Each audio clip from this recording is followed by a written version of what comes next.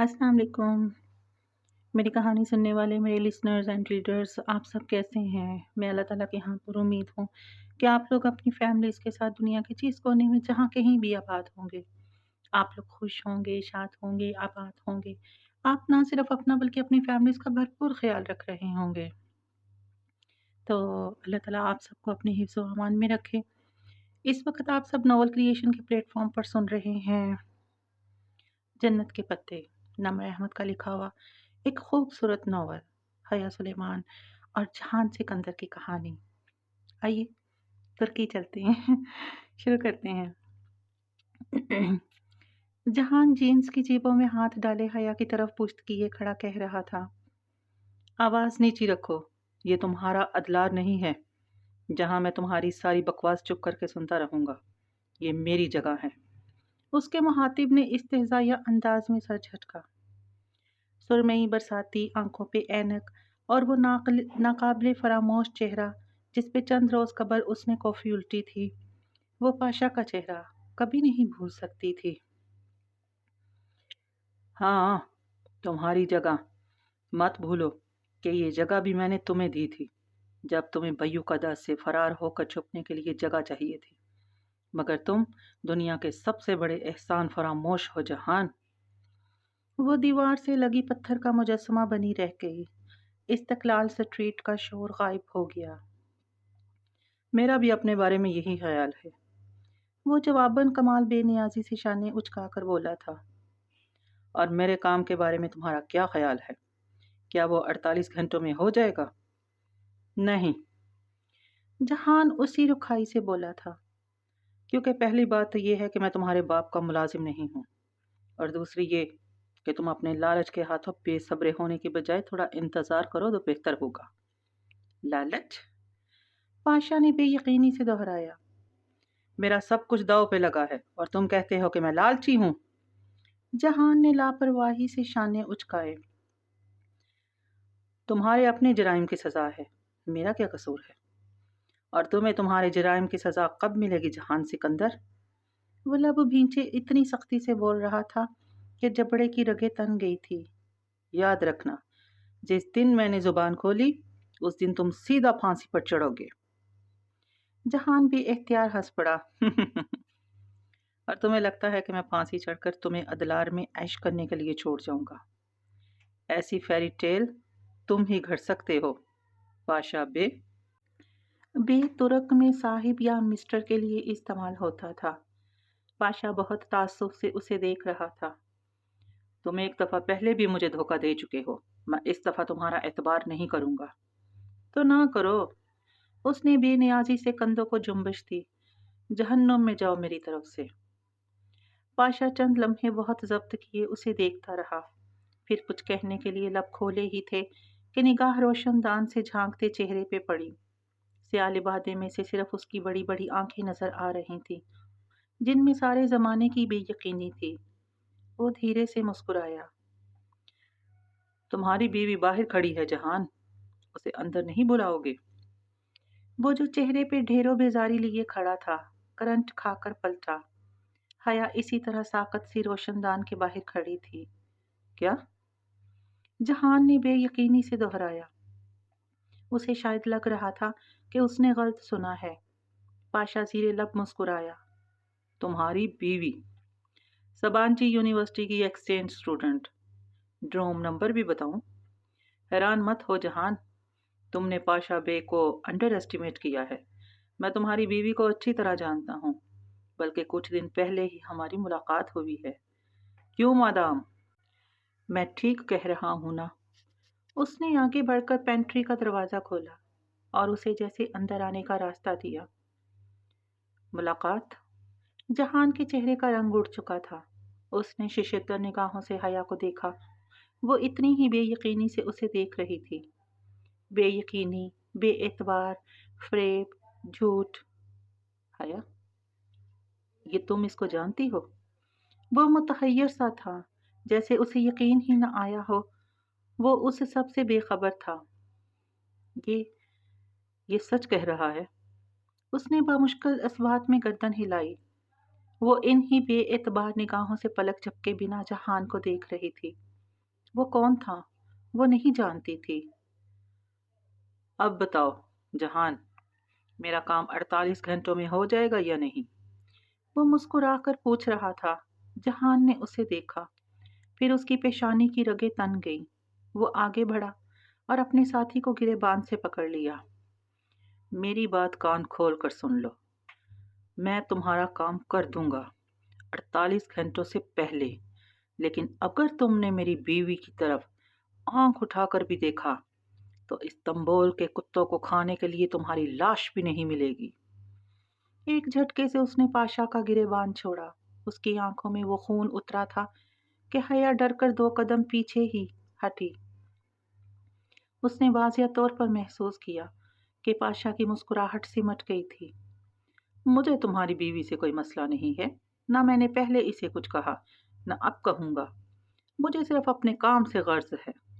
ہو جائے گا۔ Now get lost۔ وہ بہت ضبط سے بولا تھا۔ پاشا نے اپنی برساتی کا کالر ٹھیک کیا اور پھر بنا کسی کو دیکھے باہر نکل گیا۔ حیا ابھی تک بغیر پلک جھپکے جہان کو دیکھتی دروازے میں کھڑی تھی۔ تم اسے کیسے جانتی ہو؟ میں سمجھ نہیں پا رہا۔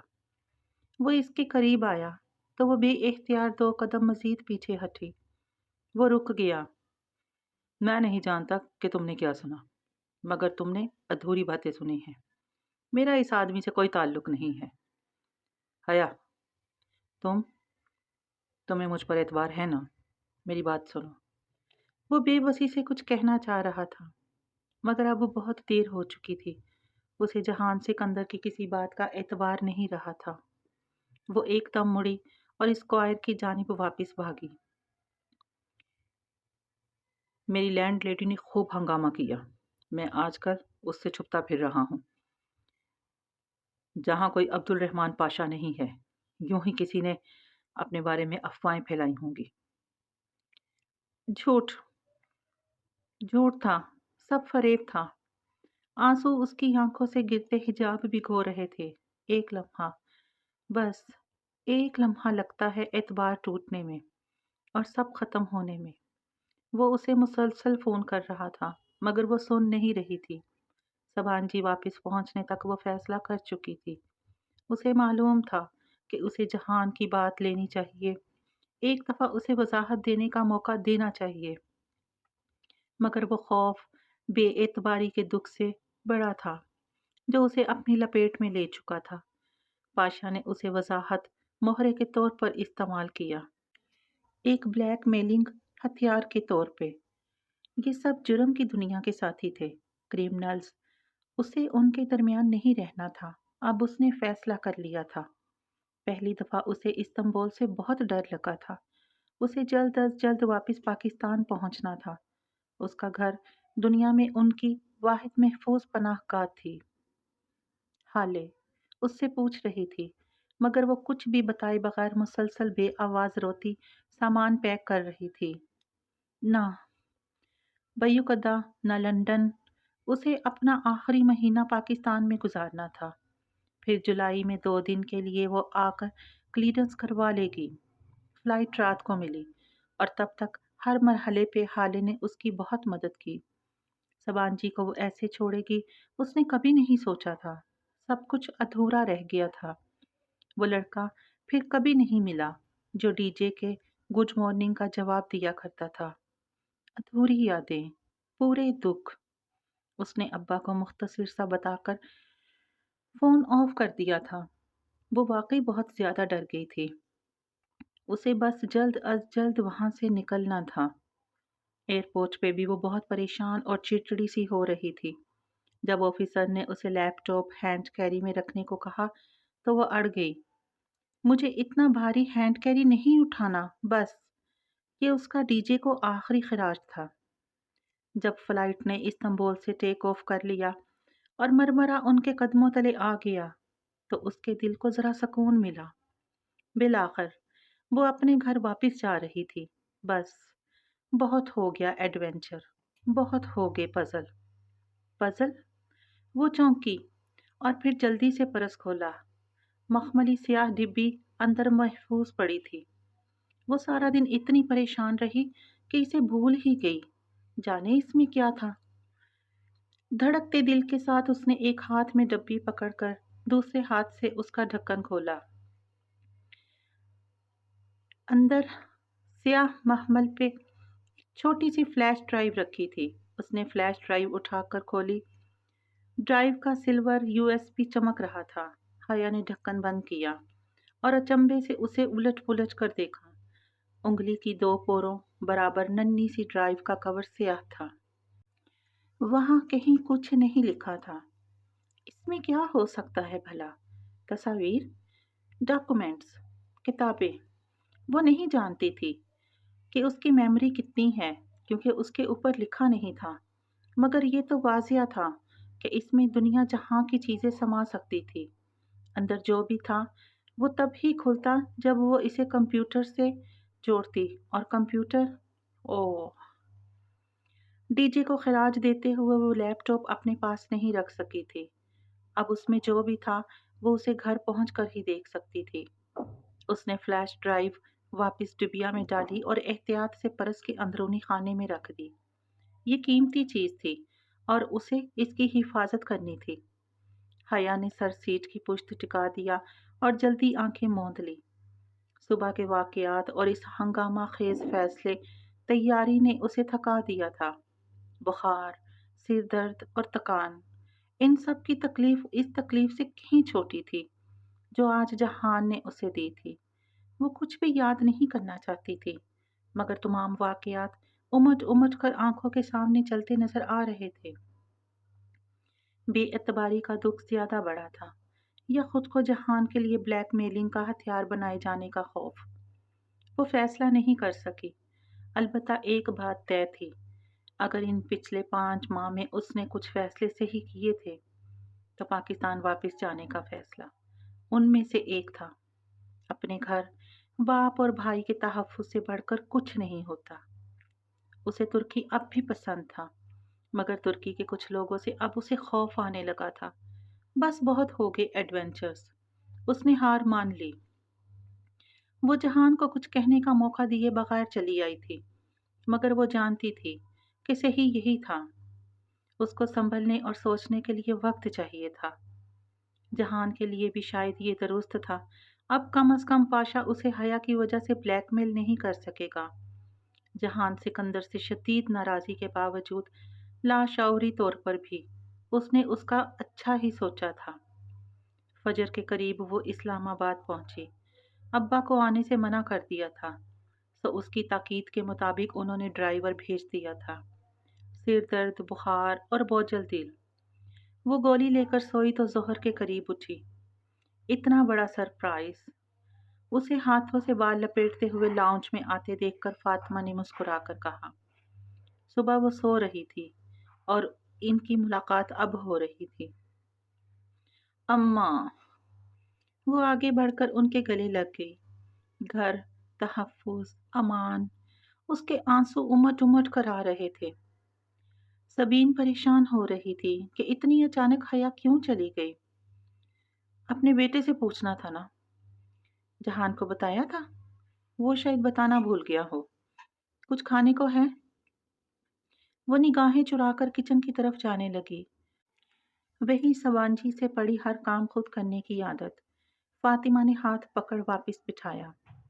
آرام سے بیٹھو، نور بانو کھانا لگا ہی رہی ہے۔ پھر ذرا چونکی، تمہیں بخار ہے؟ جب وہ گلے لگی تھی تو اس وقت اتنے عرصے بعد ملنے کے جوش میں انہیں محسوس نہیں ہوا تھا شاید۔ نہیں، سفر کی وجہ سے۔ اس نے دھیرے سے ہاتھ چھڑایا۔ پچھلی دفعہ جب وہ پاکستان آئی تھی تب بھی اسے بخار تھا۔ تب اس نے استقلال اسٹریٹ میں ڈی جے کو کھویا تھا۔ اب بھی اسے بخار تھا، اور اس دفعہ شاید اس نے جہان کو کھویا تھا۔ اسی جگہ، استقلال اسٹریٹ میں، آزادی کی گلی، جس سے وہ کبھی اپنی زندگی آزاد نہیں کر سکتی تھی۔ شام میں جب وہ عصر پڑھ کر جائے نماز طے کر رہی تھی تو لاؤنج کی چوکھٹ پر تایا فرقان نے ہولے سے دستک دی۔ وہ چونک کر مڑی، پھر مسکرا دی۔ تایا ابا! وہ آگے بڑھ کر ان سے ملی۔ ارے یہ ترکی والے کہاں سے آ گئے؟ انہیں جیسے اس کا نماز کے انداز میں لیا وہ دوپٹہ بہت اچھا لگا تھا۔ بس ایگزام ختم ہو گئے تھے، آخری مہینہ ترکی گھومنے کے لیے تھا۔ میں نے سوچا اس میں پاکستان آ جاتی ہوں، پھر جولائی میں کلیئرنس کروانے چلی جاؤں گی۔ اس نے رسان سے وضاحت دی، جواب بہت سی جگہوں پر دینے تھے۔ یہ تو بہت اچھا کیا۔ ابا کدھر ہیں تمہارے؟ کچھ کام تھا۔ پتہ نہیں، آفس میں ہوں گے، گھر پہ تو نہیں ہے۔ اچھا، میں کال کر لیتا ہوں۔ وہ کہہ کر مڑنے لگے تو وہ جائے نماز رکھ کر ان کے ساتھ ہی چلی آئی تاکہ سب سے مل لے۔ سائمہ تائی اپنے محسوس مسکراتے انداز سے ملی۔ ارم کمرے میں تھی، اسے دیکھ کر ذرا حیران ہوئی۔ خیر، اچھا کیا، اب کم از کم تم میری منگنی تو اٹینڈ کر ہی لوگی۔ تلخ مسکراہٹ کے ساتھ وہ بولی، مگر اسے خوشگوار سی حیرت ہوئی۔ تمہاری منگنی؟ کب؟ 1 ڈیڑھ ہفتے تک ہے۔ ان کے کچھ رشتے دار باہر سے آئے ہوئے ہیں، ان کی روانگی سے پہلے پہلے ہی فنکشن ہوگا۔ ارم بہت ناخوش لگ رہی تھی، وہ زیادہ دیر اس کے پاس بیٹھ نہیں سکی اور باہر آ گئی۔ سونیا کچن میں تھی، اسے اپنے فطری خوش خلقی انداز میں ملی۔ بیٹھنے کو کہا، مگر وہ بیٹھنا نہیں چاہتی تھی۔ پاکستان اور خاندان والے، وہی پرانی زندگی لوٹ آئی تھی۔ ترکی اور ترکی کے 4 ماہ کسی سترنگے بلبلے کی طرح ہوا میں تحلیل ہو گئے تھے۔ اسٹڈی روم کی کھڑکی کے سامنے کھڑا وہ نیچے نظر آتی گلی کو دیکھ رہا تھا۔ پتھریلی سڑک پہ بگی سیاحوں کو لیے جا رہی تھی، ادلار کی سب سے شاہانہ سواری، مگر اسے کچھ بھی اچھا نہیں لگ رہا تھا۔ کھلے دروازے سے عائشی اندر آئی، اس کے ہاتھ میں پرچ پیالی تھی۔ ہلکی سی آواز کے ساتھ اس نے اسٹڈی ٹیبل پہ پیالی رکھی۔ عبد الرحمن، تمہاری کافی۔ عبد الرحمن نے ذرا سی گردن موڑ کر اسے دیکھا۔ عائشہ اسے ہی دیکھ رہی تھی، روئی روئی سبز آنکھیں۔ اس کے دیکھنے پہ اس نے نگاہیں جھکا دی۔ اس کا مطلب تھا آنے اسے مطلع کر چکی تھی اور وہ دکھی تھی۔ میں امید کرتا ہوں تم میرے ساتھ تعاون کرو گی، وہ اپنے اصلی خشک انداز میں کہتے ہوئے کھڑکی سے باہر دیکھ رہا تھا۔ آنے کو اپنا بیٹا واپس مل رہا ہے، اس سے زیادہ بڑی خوشی ان کو کبھی نہیں مل سکتی۔ تم ان ماں بیٹے کے فیصلے میں ان کا ساتھ نہ دے کر ان کی خوشی ختم کر دو گی، مگر میں جانتا ہوں کہ تم ایسا نہیں کرو گی۔ عائشہ نے بھیگی پلکیں اٹھا کر اسے دیکھا۔ میں جانتی ہوں کہ مجھے اور بہارے کو وہیں رہنا ہے جہاں آنے کو رہنا ہے۔ اگر وہ ادلار نہیں آ سکتا اور یہ ضروری ہے کہ ہم سب یہاں سے چلے جائیں تو میں رکاوٹ نہیں ہوں گی۔ میں نے پیکنگ شروع کر دی ہے۔ وہ لمحے بھر کو رکی۔ کیا واقعی سب ایسا ہی ہوگا جیسا تم کہہ رہے تھے؟ کیا واقعی باہر جا کر وہ ہمارے ساتھ ہی رہے گا؟ ہاں، اور تم جانتی ہو میں تمہیں دھوکہ نہیں دے سکتا۔ وہ اب بھی کھڑکی سے باہر ہی دیکھ رہا تھا۔ ٹھیک ہے، میں بہارے کو سمجھا دوں گی، وہ کوئی مسئلہ نہیں کرے گی۔ ہم اتنی ہی خاموشی سے ترکی سے چلے جائیں گے جتنی خاموشی سے تم چاہتے ہو۔ شیور؟ کیا اب تم مجھے اکیلا چھوڑ سکتی ہو؟ عائشہ سر ہلا کر پلٹ گئی۔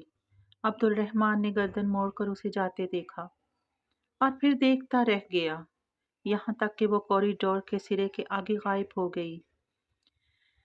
پھر اس نے گہری سانس لی اور بولا، بہارے گل، کیا تم میز کے نیچے سے نکلنا پسند کرو گی؟ اور اسٹڈی ٹیبل تلے بیٹھی کان لگا کر باتیں سنتی بہارے گل نے بے اختیار زبان دانتوں تلے دبائی تھی۔ اللہ اللہ، وہ ہر بار کیوں پکڑی جاتی تھی؟ جب وہ دونوں باتیں کر رہے تھے تب وہ خاموشی سے دبے قدموں آئی تھی اور میز تلے چھپ گئی تھی۔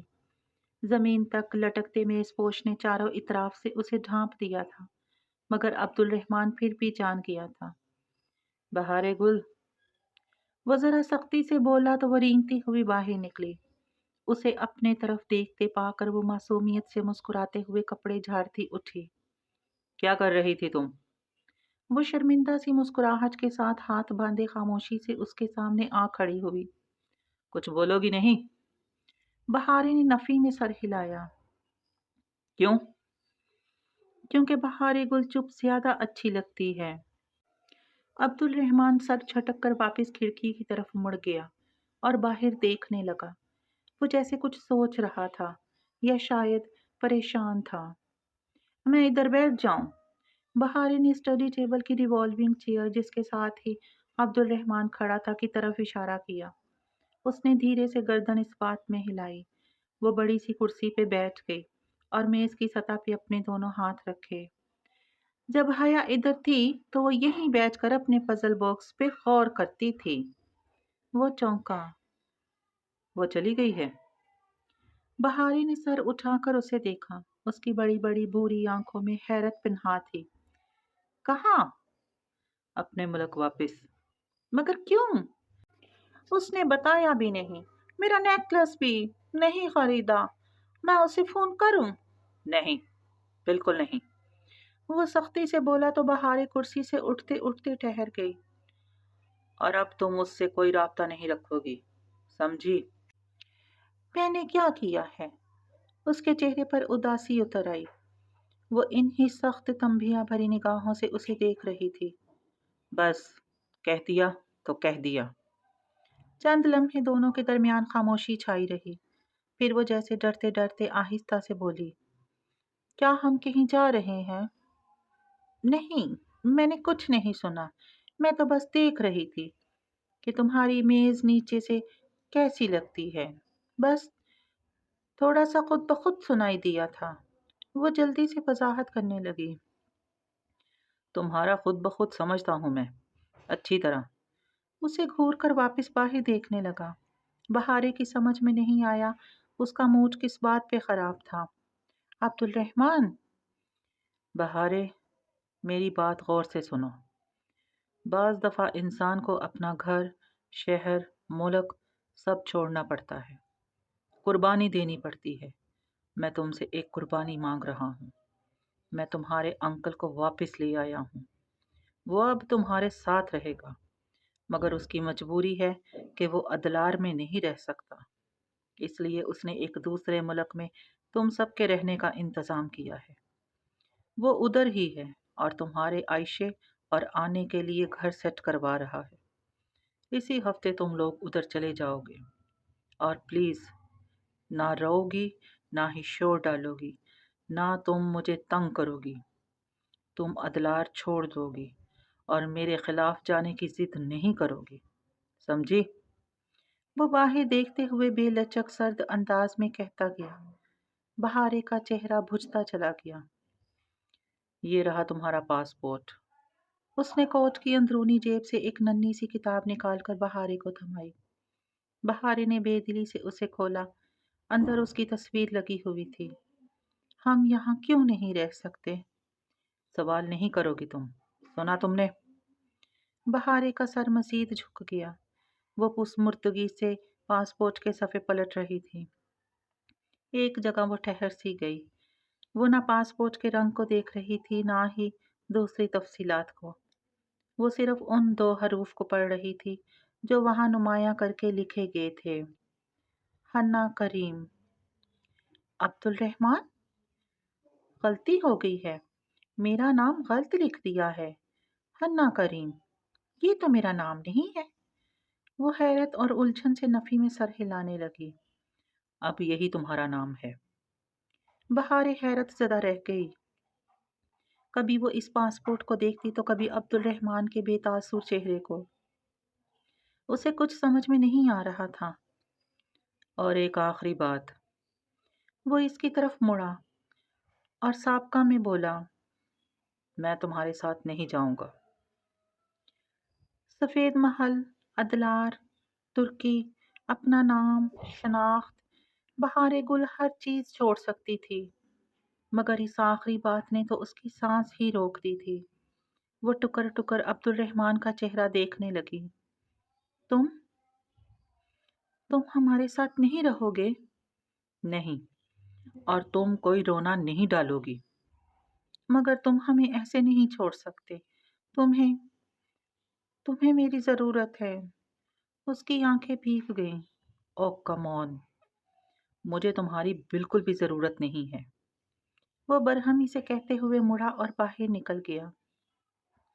بہارے کو اپنے اندر سے ایک آواز آئی تھی، جیسی مرمرا کے پانی میں پتھر پھینکنے کی ہوتی ہے، جیسی دل ٹوٹنے کی ہوتی ہے۔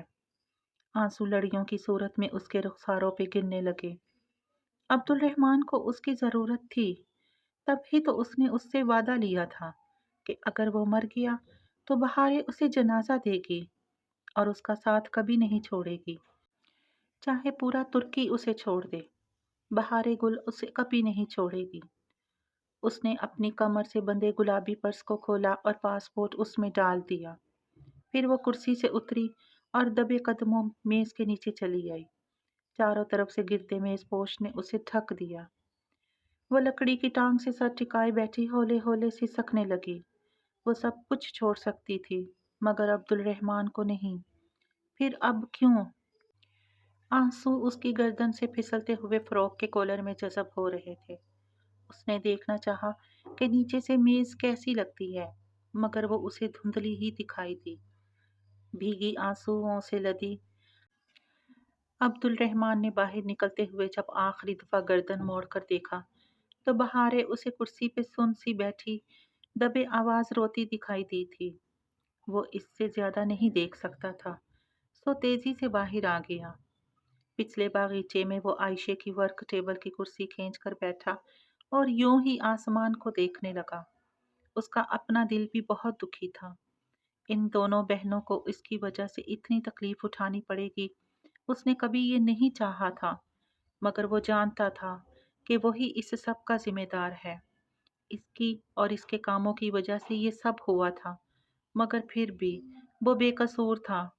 بہارے سے سختی اور سرد مہری سے بات کر کے اپنے تئی اس نے ان کی روانگی آسان بنانے کی کوشش کی تھی۔ شاید یوں کرنے سے بہارے اس سے محبت کرنا چھوڑ دے اور پھر جلد اسے بھول جائے۔ یہ سب آسان نہیں ہوگا، مگر عائشہ سنبھال لے گی اسے۔ وہ اپنے کمرے کی کھڑکی سے اسے باغیچے میں بیٹھے دیکھ کر عائشہ نے بے اختیار سوچا تھا کہ بہارے کو تو وہ سنبھال لے گی، مگر خود کو کیسے سنبھالے گی؟ چند ماہ قبل اس کی اور عبد الرحمن کی شدید لڑائی کے بعد اسے علم ہو گیا تھا کہ جلد یا بدیر وہ عبد الرحمن سے الگ ہو جائے گی۔ وہ ان کا کبھی نہیں تھا، وہ ان کے لیے بنا ہی نہیں تھا۔ وہ ایک غیر فطری زندگی گزار رہے تھے، مگر اب وہ فطری طریقے پہ واپس آ جائیں گے۔ دادی، چچا، چھوٹی بہن، عائشہ کے 3 ساتھی فیملی ممبرز، اصلی زندگی، حقیقی گھر، مکمل فیملی۔ اس نے انگلی کی نوک سے آنکھ کا بھیگا گوشہ صاف کیا اور الماری کی طرف بڑھ گئی۔ آنے صبح سے تیاری میں لگی تھی، وہ بہت خوش تھی، سو اسے بھی تیاری مکمل کر لینی چاہیے۔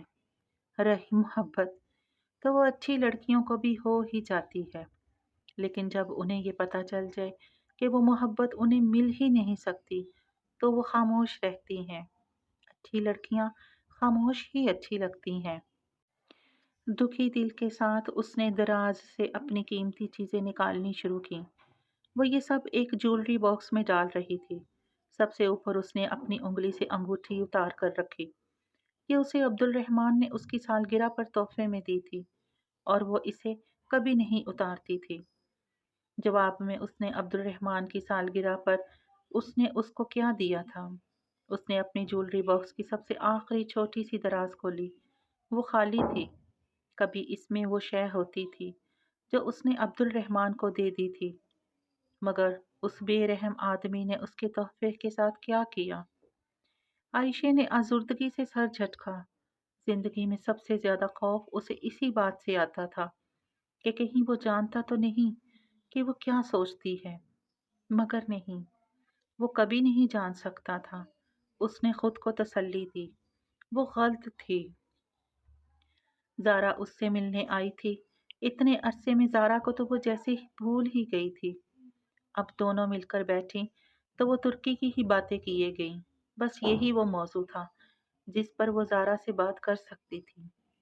بعض اوقات دوست تو وہی ہوتے ہیں، مگر وقت انسان کو اتنا آگے لے جاتا ہے کہ وہ اپنے دوست کے مدار سے ہی निकल आता है।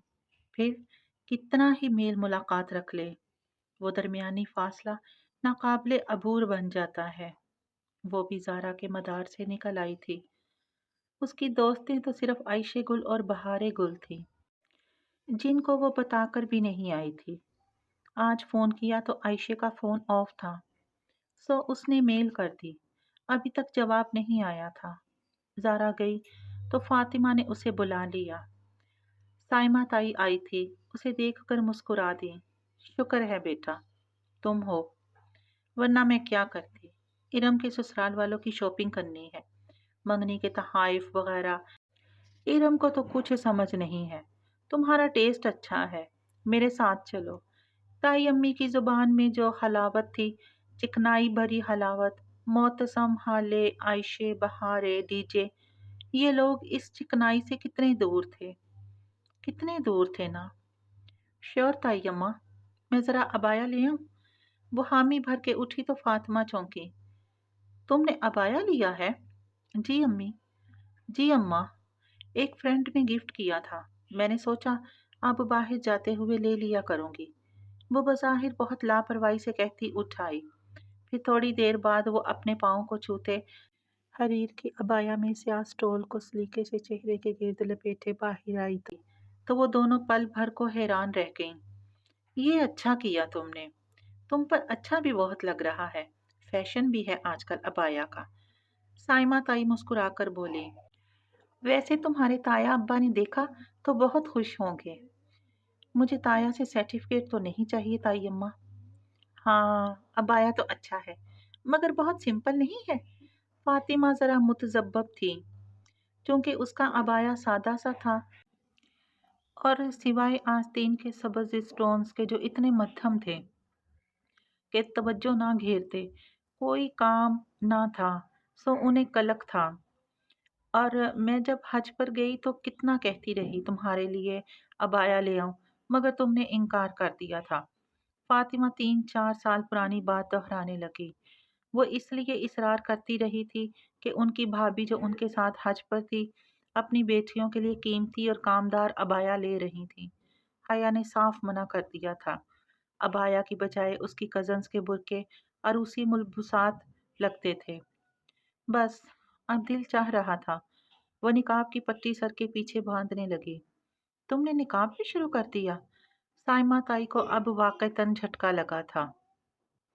चले ताई, वो गाड़ी की चाबी बैग से निकालते हुए बोली। उसके नज़रअंदाज करने के बावजूद ताई कहने लगी, चलो अच्छा लग रहा है, मगर देखते हैं कि तुम कितने दिन करती हो। इसने 2 दिन बाद ही छोड़ देना है। फातिमा मुस्कुराकर बोली। चले देखते हैं लेडीज, वो शाने उचकाकर कहती बाहर निकल आई। इस्तंबुल बिला शक व शुबा एक खूबसूरत और शानदार किस्म का शहर था, वो मानती थी। मगर जो भी हो, पाकिस्तान पाकिस्तान था, अपने मुल्क का कोई मुकाबला नहीं होता। बहुत अरसे बाद वो इस्लामाबाद की सड़कें, दरख्त और मार्केट देख रही थी। ताई को पूरा F10 फिर आकर वो दोनों शाम ढले वापिस आईं तो अब्बा और ताया फुरकान लॉन में बैठे थे। हया शॉपर्स उठाई चलती हुई आई तो ताया जरा सीधे हुए। शायद उन्हें लगा कोई मेहमान है। मैं हूँ ताया। उसने सर के पीछे बंदी पट्टी उतारकर चेहरे से निकाब अलहदा किया तो वो दोनों वाकई हैरत ज़दा रह गए। तुमने कब से बुर्का लेना शुरू कर दिया? तुर्की में शुरू किया था और बस ऐसे ही लेना शुरू कर दिया था। वो बहुत आम से अंदाज में अपने बुर्के की बात कर रही थी ताकि कोई मजाक ना उड़ा पाए, मगर साइमा ताई किसी और ही मूड में थी। वो वहीं खड़े खड़े हया के बुर्के की तारीफें करने लगी। अब्बा अब मुस्कुरा रहे थे, उन्हें कोई खास फर्क नहीं पड़ता था। अलबत्ता ताया अब्बा बहुत खुश हुए। हम आज हया से कह रहे थे कि देखते हैं तुम कितने दिन बुर्का करती हो। नहीं, इंशाल्लाह मेरी बेटी कायम रहेगी। ताया अब्बा की बात पर वो फीका सा मुस्कुराई और अंदर चली आई। बुर्का ही था, इतना क्यों डिस्कस करने लगे थे सब। उसे अच्छा नहीं लगा था, मगर शायद वो भी हक बजानिब थे। वो पहले उसके बरक्स लिबास पहनती थी, सो उनकी हैरानी बजा थी। खैर जो भी है, अबाया उतार कर लटकाने तक वो इन तमाम सोचों से छुटकारा पा चुकी थी। اب اسے وہ کام کرنا تھا جس کے لیے وہ سارا دن مارکیٹ میں مضطرب رہی تھی۔ کل اسے یاد ہی نہیں رہا، تھکاوٹ ہی اتنی تھی، اور آج موقع نہیں ملا۔ مگر اب مزید انتظار نہیں۔ اس نے لیپ ٹاپ آن کر کے بیڈ پر رکھا اور پرس سے وہ مخملی ڈبی نکالی۔ وہ جب بھی اسے کھولتی دل عجیب طرح سے دھڑکتا تھا۔ پتہ نہیں کیا ہوگا اس میں۔ اس نے فلیش ڈرائیو کا پلگ لیپ ٹاپ میں لگایا۔ روشن اسکرین پر ایک چوکٹا ابھرا۔ اس پہ ایک مختصر سا پیغام تھا جس کا لبے لباب یہ تھا کہ اس فائل پر پاس ورڈ تھا اور پاس ورڈ درج کرنے کے لیے ایک ہی کوشش کی جا سکتی تھی۔ صحیح پاس ورڈ درج کیا تو فائل کھل جائے گی، غلط درج کیا تو فائل کو خود ہی ختم کر دے گی، یعنی وہ کبھی نہیں جان سکے گی کہ اس میں کیا تھا۔ پیغام چند لمحوں بعد ہی غائب ہو گیا۔ اب اسکرین پر ایک خالی چوکٹا چمک رہا تھا جس میں 8 خانے بنے تھے، کسی 8 حرفی لفظ کے لیے یا کسی 8 ہندسوں کے عدد کے لیے۔ ایک تلخ مسکراہٹ اس کے لبوں پر ابھری۔ اسے ایک نئی پہیلی دیکھ کر بالکل غصہ نہیں چڑھا۔ میجر احمد نے اسے چیلنج کیا تھا اور اسے اب یہ چیلنج جیت کر دکھانا تھا۔ کہیں نہ کہیں اسے پاس ورڈ مل ہی جائے گا اور پھر وہ اسے کھول لے گی۔ اس نے فائل کو آگے پیچھے ہر طرح سے کھولنے کی کوشش کی، مگر اس کا پروگرام خاصا پیچیدہ تھا۔ اسے کچھ سمجھ میں نہیں آ رہا تھا۔ ویسے یہ عجیب بات تھی کہ اس دفعہ احمد نے پہیلی نہیں دی تھی۔ یہ پہلی دفعہ ہوا تھا، ورنہ وہ پہیلی ہمیشہ ساتھ ہی دیتا تھا۔ اب وہ پاس ورڈ کیسے ڈھونڈے؟ خیر، کوئی نہ کوئی حل نکل ہی آئے گا۔ وہ پر امید تھی۔ ترکی سے واپس آنے کے بعد آج اس نے فون آن کیا تھا۔ اپنی پرانی سم وہ نکلوا چکی تھی۔ ابھی 2 گھنٹے ہی گزرے تھے کہ اس کا فون بجنے لگا۔ وہ جو لیپ ٹاپ پر اپنی اور ڈی جے کی تصاویر دیکھ رہی تھی، چونک کر سیدھی ہوئی۔ جلتی بجھتی اسکرین پر چمکتے الفاظ دیکھ کر ایک گہری سانس اس کے لبوں سے خارج ہوئی۔ خبر مل گئی آپ کو میجر صاحب؟ فون کان سے لگاتے ہوئے وہ بولی۔ مل تو گئی، مگر میں کافی حیران رہ گیا۔ آپ واپس کیوں آ گئی؟ وہی نرمی، دھیما شائستہ انداز، وہ جیسے اس کے انداز پہ مسکرایا تھا۔ حیرت ہے، آپ کو پہلی دفعہ پوری بات کا علم نہیں ہوا۔ لگتا ہے آپ بہت غصے میں ہیں۔ کیا ہوا ہے؟ پتہ نہیں، وہ بیزار سی بولی۔ پہلی بار اسے شدید احساس ہوا کہ وہ میجر احمد سے بات نہیں کرنا چاہتی۔ آپ کی آواز کافی بوجھل لگ رہی ہے، پریشان بھی ہیں اور اداس بھی۔ اگر آپ وجہ نہیں بتائیں گی تو میں اصرار نہیں کروں گا۔ بس اتنا بتائیے، آپ ٹھیک تو ہیں؟ وہی فکر مند انداز، وہ کیوں کرتا تھا اس کی اتنی فکر؟ جی، میں ٹھیک ہوں اور کچھ نہیں ہوا۔ اگر اسے نہیں معلوم تھا تو وہ خود اپنے شوہر کی کسی کمزوری سے اسے آگاہ نہیں کرے گی، اور بتاتی بھی تو کیا کہ اس نے عبد الرحمن کے ساتھ دیکھا ہے جہان کو، اور وہ ان کی باتیں، ان ساری باتوں کو از سر نو یاد کرتے ہوئے وہ ٹھہر سی گئی۔ عبد الرحمن نے اسے ٹیکسٹ کر کے بلایا تھا۔ جب وہ پینٹری کی کھڑکی کے قریب پہنچی تو اسے وہاں پاشا کا چہرہ سامنے دکھائی دے رہا تھا۔ ہو سکتا ہے اس نے آتے ہی اسے دیکھ لیا ہو سکتا ہے وہ جان بوجھ کر یہ سب کہہ رہا ہو تاکہ وہ بد دل ہو جائے اور جہان کو چھوڑ دے۔ ہو سکتا ہے اس نے حیا کو سیٹ اپ کیا ہو۔ آخر اس نے جہان کی طرف کی کہانی تو نہیں سنی تھی۔ ابھی پورا مہینہ حائل تھا اس کی اور جہان کی ملاقات میں۔ تب تک وہ حیا، وہ چونکی، پھر سر جھٹکا۔ یہ جو آپ کی فلیش ڈرائیو پہ پاس ورڈ ہے، اسے کھول کر کوئی اور پزل بھی نکلے گا کیا؟ نہیں، یہ آخری لوک ہے، پھر میری امانت آپ دیکھ لیں گی۔ اور اس کا پاس ورڈ کیا ہے؟ وہ تو آپ جیسی ذہین خاتون کو چند منٹ میں ہی مل جائے گا۔ اچھا، آپ طنز کر رہے ہیں؟ وہ بے اختیار ہنس دی۔ نہیں، سچ کہہ رہا ہوں، بہت ہی آسان ہے۔ مجھے یقین ہے کہ آپ میرے پزل کا آخری ٹکڑا ابھی جوڑ لیں گی۔ ٹھیک ہے، اگر مجھے آپ کی مزید ضرورت نہیں ہے تو پھر آپ آئندہ مجھے کال مت کیجیے گا۔ میں مزید آپ سے کوئی تعلق نہیں رکھنا چاہتی۔ اس کا لہجہ بہت خشک ہو گیا تھا۔ چند ثانیے وہ کچھ کہہ نہیں پایا۔ مگر آپ کے شوہر کو تو علم ہے پھر؟ مجھے آپ کو کچھ بتانا ہے حیا۔ اس کی آواز میں دکھ سا تھا۔ میں بغیر کسی ضرورت کے آپ سے بات نہیں کرنا چاہتی اور اب مجھے ضرورت نہیں رہی، اس لیے آئندہ میں آپ کی کال اٹینڈ نہیں کروں گی۔ خدا حافظ۔ کسی لمبی بحث سے بچنے کے لیے اس نے از خود کال بند کر دی۔ احمد نے فوراً دوبارہ کال کی۔ اس نے نہیں اٹھائی۔ اب اسے احمد کی مزید کال نہیں اٹھانی تھی۔ کل کو کوئی اونچ نیچ ہوئی تو سب سے پہلے اس کا حجاب بدنام ہوگا۔ وہ جانتی تھی کہ اب سے بہت محتاط رہنے کی ضرورت ہے۔ اس نے موبائل تکیے پہ ڈال دیا۔ احمد سے قطع تعلق کر کے اسے کوئی افسوس نہیں ہوا تھا۔ وہ اس کے لیے کبھی بھی کچھ بھی نہیں رہا تھا۔ وہ مطمئن تھی۔ اس شام وہ کچن میں کھڑی سلاد تیار کر رہی تھی۔ فاطمہ بھی ساتھ ہی کام میں مصروف تھی۔ نور بانو برتن دھو رہی تھی۔ ابا لاؤنج میں ٹی وی کے سامنے بیٹھے اخبار پڑھ رہے تھے۔ وہ ذرا بلند آواز میں ان تینوں افراد کی مصروفیات سے بے نیاز ان کو ترکی کی باتیں سنا رہی تھی۔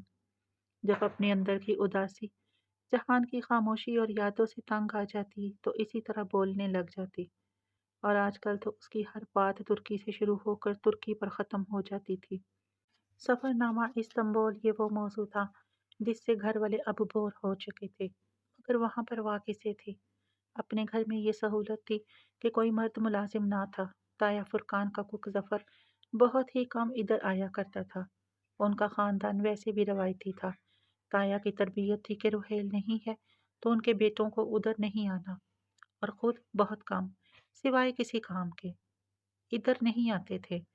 سو وہ اپنے گھر میں آزادی سے گھوم پھر سکتی تھی۔ پتہ ہے نور بانو، وہاں ٹاپ کپی پیلس کے پیچھے والے ریسٹورنٹ میں کیا ملتا تھا؟ اب نور بانو کے فرشتوں کو بھی نہیں پتا تھا کہ ٹاپ کپی پیلس کس جگہ کا نام ہے۔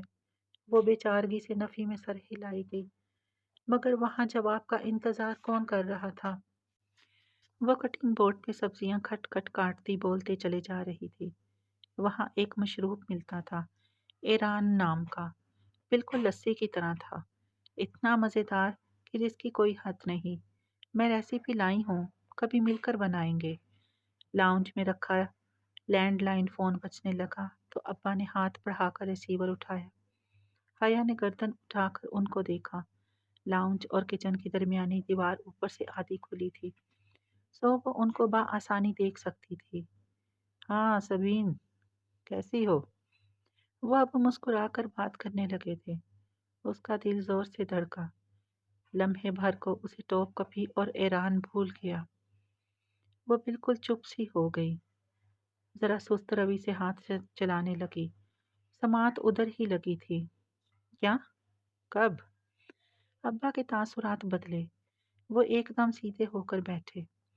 اس نے چھری گاجر میں لگی چھوڑ دی اور پریشانی سے ابا کو دیکھا۔ کہیں کچھ غلط تھا۔ انا للہ و انا الیہ راجعون، وہ بہت دکھ سے کہہ رہے تھے۔ فاطمہ بھی جیسے گھبرا کر باہر گئی، تب تک ابا فون رکھ چکے تھے۔ کیا ہوا؟ فاطمہ پریشانی سے پوچھ رہی تھی۔ حیا اسی طرح مجسمہ بنے کھڑی، سانس روکے ان کو دیکھ رہی تھی۔ سکندر کا انتقال ہو گیا ہے۔ ابا کے الفاظ نے پورے لاؤنج کو سکتے میں ڈال دیا، ملال بھرے سکتے میں۔ حیرت، شوق، دکھ، وہ ملی جلی کیفیات میں گھری کھڑی تھی۔ وہ لوگ ایک دو روز میں باڈی لے کر آ رہے ہیں، میں فرقان بھائی کو بتا دوں۔ ابا تعصب سے کہتے فون اٹھا کر نمبر ملانے لگے۔ ایک لمحہ، بس ایک لمحہ انسان سے اس کی شناخت چھین کر اسے باڈی بنا دیتا ہے۔ اس کے اندر کہیں بہت سے آنسو گرے تھے۔ بے اختیار اسے ڈی جے یاد آئی تھی۔ سلیمان صاحب کے بنگلے پہ فوتگی والے گھر کی سوگواریت چھائی تھی۔ لان میں کنات لگا کر مردوں کے بیٹھنے کا انتظام کیا گیا تھا، جبکہ خواتین اندر لاؤنج میں تھیں، جہاں فرنیچر ہٹا کر چاندنیاں بچھا دی گئی تھیں۔ درمیان میں کھجور کی گٹھلیوں کا ڈھیر تھا۔ رشتہ دار خواتین سادہ حلیوں میں تھی، مگر آبدہ چچی، سہریش اور ثنا بالکل سفید نئے لباس پہن کر آئی تھیں۔ پتہ نہیں یہ رواج کہاں سے چل نکلے تھے۔ اس نے البتہ چاکلیٹی رنگ کی لمبی قمیض چوڑی دار کے ساتھ پہن رکھی تھی۔ ہم رنگ دوپٹہ ٹھیک سے سر پہ لیا، گٹھلیاں پٹنے والا، شعوری طور پہ ایسی جگہ بیٹھی تھی جہاں سے کھڑکی کے باہر لان صاف نظر آتا تھا، مگر باہر والوں کو اندر نظر نہیں آتا تھا کہ دوپہر کا وقت تھا اور کھڑکیوں کے شیشے باہر سے ریفلیکٹ کرتے تھے۔ لان میں خاندان کے مرد جمع تھے، ابا، تایا اور کچھ کزنز البتہ نہیں تھے۔ وہ لوگ پھپھو اور میت کو لینے ایئرپورٹ گئے تھے۔ آج 3 روز بعد سکندر انکل کی باڈی کلیئرنس حاصل کر کے اپنے ملک لائی جا رہی تھی، اور وہ صرف یہ سوچ رہی تھی کہ وہ جہان کا سامنا کیسے کرے گی۔ خیر، حفت اسے ہونی چاہیے، نہ کہ حیا کو۔ وہی قصوروار تھا، وہی پاشا کا ساتھی تھا، اور اتنی مضبوط تو وہ تھی ہی کہ اپنے تاثرات چہرے پر نہیں آنے دے گی۔ جو بھی ہوگا دیکھا جائے گا۔ اس کے باوجود جب باہر شور سا مچا اور وہ لوگ پہنچ گئے تو اس کا دل اتنی زور سے دھڑکنے لگا کہ وہ خود حیرت زدہ رہ گئی۔ اتنے برس بعد پھپھو آئی تھی، وہ بھی تابوت کے ساتھ۔ لاؤنج کے دروازے پر خواتین ان سے ملتے ہوئے رو رہی تھیں۔ اونچا بینڈ، بلند سسکیاں، دور دراز کی رشتہ دار عورتیں جو ہر شادی میں سب کی طرف سے گاتی اور ہر فوتگی میں سب کی طرف سے روتی تھی، سب سے آگے تھیں۔ پھپھو بہت نڈال لگ رہی تھیں، بھیگی آنکھوں کے ساتھ فاطمہ سے مل رہی تھی۔ وہ سب ہی کھڑے ہو چکے تھے، لڑکے تابوت اندر لا رہے تھے۔ حیا ذرا ایک طرف ہو گئی اور دوپٹے کا پلو ذرا ترچھا کر کے چہرے پہ ڈال کے ہاتھ سے پکڑ لیا۔ دوپٹہ پیشانی سے کافی آگے تھا اور یوں ترچھا کر کے ڈالنے سے گال، ہونٹ، ناک سب چھپ گیا تھا۔ یہ اس کا غیر محسوس سا نقاب تھا۔ اب اگر وہ نقاب کرتی ہی تھی تو منافقت کیسی کہ باہر کے مردوں سے ہی کرے اور کزنز سے نہ کرے۔ ایک فیصلہ کیا ہے تو اسے صحیح سے نبھائے بھی۔ مرد باہر چلے گئے تو وہ آگے بڑھ کر پھپھو کے گلے لگی۔ حیا، تم کہاں چلی گئی تھی؟ جہان بہت اپسیٹ تھا۔ بے آواز آنسو بہاتی پھپھو اس سے الگ ہو کر آہستہ سے بولی تھی۔ وہ سخت شرمندہ ہوئی۔ کیا تھا اگر پھپھو کو ایک فون ہی کر لیتی؟ اس نے جواب نہیں دیا، جواب تھا بھی نہیں۔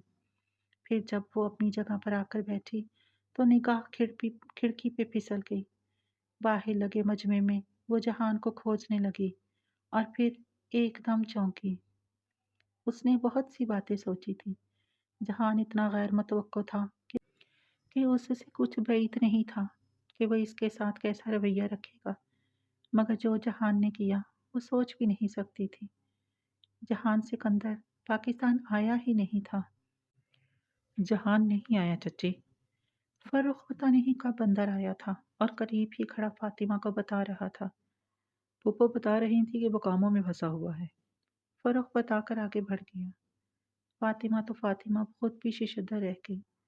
ایسی بھی کیا مجبوری کہ بندہ باپ کے جنازے پہ بھی نہ آئے۔ وہ اتنی حیران تھی کہ گٹھلیاں بھی نہیں پڑھ پا رہی تھی۔ وہ ایسا کیسے کر سکتا تھا؟ صرف حیا کا ساتھ دینے وہ ڈی جے کے وقت آ سکتا تھا تو اپنے باپ کے ساتھ کیوں نہیں؟ جب تک انسان دوسرے کی جگہ پہ کھڑا ہو کر نہیں دیکھتا وہ اسے پوری بات سمجھ نہیں آتی۔ کہیں دور سے جہان کی آواز ابھری تھی۔ شاید وہ وضاحت اس نے اسی لمحے کے لیے دی تھی، مگر وہ کیوں نہیں آیا؟ کیوں؟ سب بہت متاسف اور غمزدہ سے تھے۔ گھر میں خاموشی نے سوگواریت طاری کی ہوئی تھی۔ اگلے روز اسکول تھے۔ گھر میں کچھ کرنے کے بجائے تایا اور ابا نے وہی کیا تھا جس کا رواج آج کل اسلام آباد میں چل نکلا تھا۔ تمام عزیز و اقارب کو کسی 5 اسٹار ہوٹل میں ڈنر کے لیے فیملی واؤچرز دے دیے گئے تھے کہ بما خاندان جا کر ڈنر کریں اور مرحوم کے ایصال ثواب کے لیے دعا کریں۔ اسلام آباد بھی کبھی کبھی اسے لگتا کہ استنبول بنتا جا رہا ہے۔ اس سے یہ ہوا کہ لوگوں کے سوال اور گڑے مردے اکھاڑے جانے سے تایا اور ابا محفوظ رہے، مگر حیا نے سوچا ضرور کہ تایا فرقان کے اسلام کو اب کیا ہوا۔ فاطمہ فون سننے اٹھی تو وہ کافی کا کپ لیے پھپھو کے پاس آ گئی۔ وہ اکیلی بیٹھی تھی، خاموش، تھکی ہوئی۔ ایک سفر تھا جو تمام ہوا، ایک مشقت تھی جو ختم ہوئی۔ تھینک یو بیٹا۔ اس نے کپ بڑھایا تو وہ چونکی، پھر بھیگی آنکھوں سے مسکرائی اور کپ تھام لیا۔ تمہارے ساتھ بیٹھ ہی نہیں سکی۔ شرمندہ مت کریں پھپھو، میری ہی غلطی ہے۔ میں نے سوچا جہان کو میرا میسج مل گیا ہوگا اور وہ آپ کو بتا دے گا۔ ایک مبہم سی وضاحت دے کر وہ اپنا کپ لیے ان کے ساتھ آ بیٹھی۔ نہیں، وہ کہہ رہا تھا تم بغیر بتائے چلی گئی ہو۔ بہت پریشان تھا، شاید کوئی غلط فہمی ہو گئی ہے۔ وہ آیا کیوں نہیں؟ سرسری سے انداز میں اس نے پوچھ ہی لیا۔ وہ چند لمحے اسے دیکھتی رہی، جیسے فیصلہ نہ کر پا رہی ہو کہ وہ کتنا جانتی ہے۔ وہ ترکی سے باہر گیا ہوا تھا، فلائٹ کا مسئلہ تھا کچھ، ابھی 1-2 روز میں آ جائے گا۔ پھر آپ کو تو بہت مشکل ہوئی ہوگی اکیلے سب کچھ مینیج کرنا۔ حیا، میں نے ساری زندگی سب کچھ تنہا ہی مینیج کیا ہے۔ میرے ساتھ تب بھی کوئی نہیں تھا جب میں اور میرا بیٹا جلا وطنی کاٹ رہے تھے۔ وہ آہستہ آہستہ نرمی سے کہہ رہی تھیں، اور اب تو میں اتنی مضبوط ہو چکی ہوں کہ اپنے مسئلے حل کرنے کے لیے مجھے اپنے خاندان کے مردوں کی سہارے کی ضرورت نہیں رہی۔ وہ بس ان کو دیکھے گئی، ان کے چہرے کی لکیروں میں برسوں کی مشقت کی داستان تھی، جسے پڑھنے کی آنکھ حیا کے پاس نہیں تھی۔ تمہیں بھی اتنا ہی مضبوط بننا چاہیے۔ ان کی آخری بات پہ وہ بے اختیار چونکی تھی۔ یہ ماں بیٹا بعض اوقات کتنی مبہم باتیں کر جاتے تھے۔ وہ گہری نیند میں تھی جب کوئی آواز سیٹھی کی طرح اس کی سماعت میں گونجی۔ کافی دیر بعد اس نے بھاری پپوٹو بمشکل اٹھائے اور اندھیرے میں جلتے بجھتے روشنی کے منبع کی طرف دیکھا۔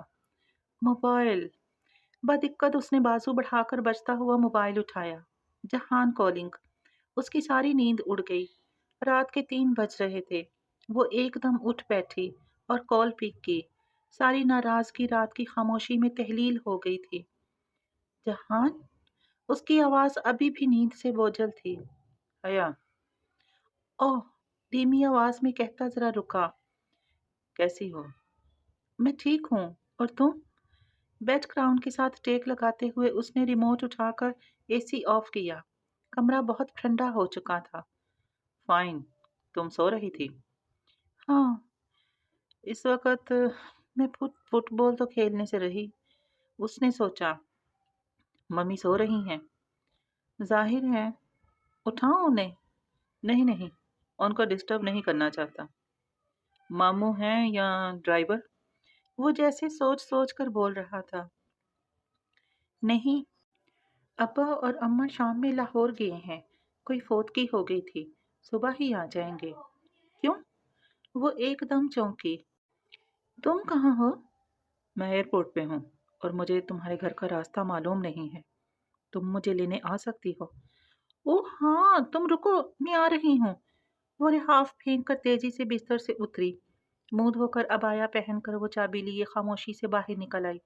ڈرائیور ابا کے ساتھ کیا تھا، ویسے بھی وہ پارٹ ٹائم تھا، ایسے میں وہ خود جائے، اس کے علاوہ دوسرا کوئی حل نہیں تھا۔ اسلام آباد کی خوبصورت صاف ستھری سڑکیں خالی پڑی تھی، ابھی رات باقی تھی۔ اسٹریٹ پولز کی زرد روشنی سڑک کو جگمگا رہی تھی۔ ایئرپورٹ پر پہنچ کر اس نے جہان کو کال کر کے آنے کا پیغام دیا۔ اس کا ترکی کا نمبر رومنگ پہ تھا۔ السلام علیکم۔ چند ہی منٹ بعد وہ دروازہ کھول کر فرنٹ سیٹ پہ بیٹھا، ایک چمڑے کا بورا دستی بیگ اپنے قدموں میں رکھا اور سیٹ بیلٹ پہننے لگا۔ وعلیکم السلام۔ اگنیشن میں چابی گھماتے ہوئے حیا نے ذرا کی ذرا نگاہ پھیر کر اسے دیکھا۔ وہ سیاہ پینٹ پہ آدھے آستین والی گرے شرٹ پہنے ہوئے تھے، وہی ماتھے پہ گرتے ذرا بکھرے بکھرے بال۔ ایئرپورٹ کی بتیاں اندھیرے میں اس کے چہرے کو نیم روشن کیے ہوئے تھی۔ وہ اسے پہلے سے ذرا کمزور لگا۔ اسے ترکی سے آئے 1.5 ہفتہ بھی نہیں ہوا تھا، مگر پھر بھی فرق واضح تھا۔ کار سڑک پہ رواں دواں تھی، دونوں خاموش تھے۔ آخری ملاقات کا تناؤ اور بوجھل پن ابھی درمیان میں حائل تھا۔ ممی اٹھی تو نہیں؟ نہیں، وہ ذرا دیر کو رکی۔ تم آئی کیوں نہیں؟ سب پوچھ رہے تھے۔ مصروف تھا۔ وہ گردن ذرا ترچھی کیے باہر ویران اندھیری سڑک کو دیکھ رہا تھا۔ وہ خاموش ہو گئی۔ کہنے کو جیسے کچھ نہیں تھا۔ کیا تم پہلے مجھے قبرستان لے جا سکتی ہو؟ حیا نے سر ہلایا۔ قبرستان گھر سے زیادہ دور نہ تھا، جلد ہی وہ پہنچ گئے۔ باہر نیلا سا اندھیرا چھایا تھا، سوالیہ نشان کی صورت بنے 7 بہن بھائی ستارے آسمان پہ چمک رہے تھے۔ پھوپھا کی قبر آپ کے دادا کی قبر کے ساتھ ہی ہے، حیا نے اسے بتایا۔ احاطے میں جہان کے والد اور دادا کی قبریں داخلی دروازے کے ساتھ ہی ایک طرف تھیں۔ ایک درخت اس کے دادا کی قبر پہ سایہ کر رہا تھا۔ وہ سینے پہ بازو لپیٹے قبرستان کے دروازے پر ہی کھڑی ہو گئی۔ یہاں سے وہ جہان کو بآسانی دیکھ سکتی تھی۔ جہان آہستہ آہستہ قدم اٹھاتا دونوں قبروں کے پاس آیا، پھر دھیرے سے وہ سکندر شاہ کی قبر کے سامنے گھٹنوں کے بل بیٹھتا گیا۔ دونوں ہاتھ دعا کے لیے اٹھائے، اب وہ دعا مانگ رہا تھا۔ حیا اس کے عقب میں تھی، سو اس کا چہرہ نہیں دیکھ سکتی تھی۔ دعا کے بعد وہ کافی دیر سر جھکائے ایک پنجے کے بل قبر پہ بیٹھا رہا، انگلی سے وہ مٹی پہ لکیریں کھینچ رہا تھا۔ پھر جب وہ اٹھا تو حیا جانے کے لیے پلٹ گئی۔ گھر آ کر وہ اندر داخل ہوا تو حیا نے آہستگی سے لاؤنج کا دروازہ بند کیا اور 2 انگلیوں سے نقاب نیچے کھینچتے ہوئے اتارا۔ تم آرام کر لو، میں اوپر کمرہ دکھاتی ہوں، وہ اجنبی سے انداز میں کہتی سیڑھیاں چڑھنے لگی۔ جہان خاموشی سے اس کے پیچھے اوپر آیا، دستی بیگ ہاتھ سے پکڑ کر کندھے پہ ڈال رکھا تھا۔ حیا دروازہ کھول کر ایک طرف کھڑی ہو گئی، صاف ستھرا سا گیسٹ روم۔ کچھ کھاؤ گے؟ اس نے چوکھٹ پہ کھڑے کسی رسمی میزبان کے لہجے میں پوچھا۔ جہان نے بیگ بیڈ پہ رکھا اور ساتھ بیٹھا۔ بس 1 کپ چائے، میرے سر میں درد ہے۔ وہ جھک کر جوگرز کے تسمے کھول رہا تھا۔ وہ الٹے قدموں واپس پلٹی، چند منٹ بعد جلدی جلدی چائے بنا کر لائی۔ وہ بیڈ پر نیم دراز آنکھوں پہ بازو رکھے ہوئے تھا۔ چائے؟ اس نے کپ سائڈ ٹیبل پہ رکھا، وہ ہلا تک نہیں۔ جہان؟ مگر وہ سو چکا تھا۔ حیا کی نگاہیں اس کے پاؤں پہ پھسلی، جوگرز کے تسمے کھول چکا تھا مگر اتارے نہیں۔ پتہ نہیں کیوں اسے ترس سا آیا، شاید وہ تھکا ہوا تھا، شاید بیمار تھا۔ اس نے اے سی آن کیا اور دروازہ بند کر کے باہر آ گئی۔ صبح وہ دیر سے اٹھی، لاؤنج میں آئی تو پھپھو اور فاطمہ چائے پی رہی تھی۔ 11 بج چکے تھے۔ نور بانو، میرا ناشتہ! نوری بانو کو پکار کر وہ ان کے پاس آ بیٹھی۔ فاطمہ لاہور والوں کا تذکرہ کر رہی تھی۔ آپ لوگ کب آئیں؟ صبح 8 بجے پہنچ گئے تھے، تم سو رہی تھی، فاطمہ مسکرا کر کہنے لگی۔ اچھا، جہان اٹھ گیا؟ حیا کی نگاہ سیڑھیوں کے اوپر پھسلی تو یوں ہی لبوں سے نکلا۔ وہ دونوں ایک دم اسے دیکھنے لگی۔ جہان؟ اوہ! وہ ایک دم سیدھی ہوئی۔ وہ صبح پہنچ گیا تھا، اوپر کمرے میں ہے، آپ کو نہیں پتا چلا؟ نہیں، وہ آ گیا؟ سبین سکندر کے چہرے پر ایک دم چمک سی ابھری، خوشگوار سی حیرت۔ وہ باپ کے جنازے کے تیسرے دن پہنچ رہا ہے، مگر ادھر کوئی ناراضی نہیں۔ جی، میں دیکھتی ہوں، وہ خود ہی اٹھ آئی۔ اوپر اس کے کمرے کا دروازہ کھولا تو یخ بستہ ہو چکا تھا۔ اے سی تب کا آن تھا، اس نے جلدی سے اے سی بند کیا اور پنکھا چلا دیا۔ جہان اسی حالت میں جوتوں سمیت لیٹا تھا، آنکھوں پر بازو رکھے۔ وہ شاید نیند میں بھی کسی کو اپنی آنکھیں نہیں پڑنے دیتا تھا۔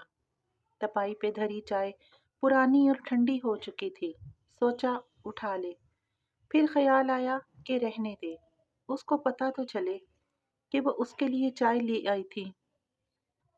وہ دوپہر کے کھانے تک بھی نہیں اٹھا، پھپھو اس کو ڈسٹرب نہیں کرنا چاہتی تھی تو اس کے اٹھنے کا انتظار کر رہی تھی۔ دوپہر میں زارا آ گئی، موسم اچھا تھا، دونوں نے شاپنگ پلان کر لی۔ مگر جب وہ ابایا پہن کر باہر آئی تو پھر سے ایکشن ری پلے شروع ہو گیا۔ تم نے ابایا کب سے لینا شروع کر دیا؟ وہی حیرت، سوال، تفشیش، تشویش۔ ایک لمبا اور جامع سا جواب دے کر بھی اسے لگا کہ زارا غیر مطمئن ہے۔ اور غیر آرام دہ بھی۔ شاپنگ کرتے، جوتے دیکھتے، کپڑے نکلواتے اور پھر آخر میں راحت بیکرز کے سامنے پارکنگ لاٹ میں بیٹھے، اسکوپ کا سلش پیتے ہوئے۔ زارا بار بار ایک غیر آرام دہ نگاہ اس پہ ڈالتی جو پورے اعتماد سے عبایا اور نقاب میں بیٹھی سلیش پی رہی تھی۔ یار، چہرے سے تو اتار دو۔ زارا، میرا نہ دم گھٹ رہا ہے نہ ہی میں مرنے لگی ہوں۔ میں بالکل کمفرٹیبل بیٹھی رہوں۔ اگر تم نہیں ہو تو بتاؤ۔ وہ ایک دم بہت سنجیدہ سی کہنے لگی۔ وہ حیا سلیمان تھی۔ وہ عائشہ گل کی طرح ہر بات نرمی سے سہ جانے والی نہیں تھی۔ جب وہ اپنے زمانۂ جاہلیت کے لباس پر کسی کو بولنے کا موقع نہیں دیتی تھی تو اب نقاب پر کیوں کسی کو بولنے دے؟ صرف حجابی لڑکی صبر کیوں کرے؟ اس کی رائے میں بہت زیادہ چپ رہنے کو بھی کمزوری سمجھا جاتا تھا۔ نہیں نہیں، میں تو تمہارے لیے کہہ رہی تھی۔ زارا ذرا بوکھلا گئی تھی۔ وہ سر جھٹک کر سلیش پینے لگی۔ باہر پارکنگ لاٹ میں چند ماہ پہلے کے مناظر اب بھی رقم تھے۔ ڈولی اسے سب سے پہلے اسی جگہ پہ ملا تھا۔ میجر احمد یعنی پنکی سے مل کر اسے جو الجھن ہوتی تھی کہ وہ پنکی کیسے بنا، اب وہ ختم ہو گئی تھی۔ وہ تو اس کی جاب کا حصہ تھا۔ پتہ نہیں وہ یہ بات پہلے کیوں نہیں سمجھ سکی۔ وہ واپس آئی تو دل ذرا بوجھل تھا۔ زارا اور اس کا مدار اب مختلف ہو گیا تھا۔ پتہ نہیں ڈی جی اگر ہوتی تو کیسا رد عمل دیتی۔ اب اجنبی کا ٹیگ جو پیشانی پر لگ گیا تھا۔ لاؤنج میں سب بڑے بیٹھے تھے، تایا، تائی، ابا، اماں، پھپھو، اور سامنے ایک صوفے پر سنجیدہ سا بیٹھا جہان۔ وہی صبح والے کپڑے مگر بال گیلے تھے، شاید ابھی ابھی فریش ہو کر نیچے آیا تھا۔ وہ سلام کر کے اپنے کمرے کی طرف بڑھ گئی۔ دروازے پر پہنچ کر اسے لگا کہ وہ اسے دیکھ رہا ہے۔ اس نے بے اختیار پلٹ کر دیکھا۔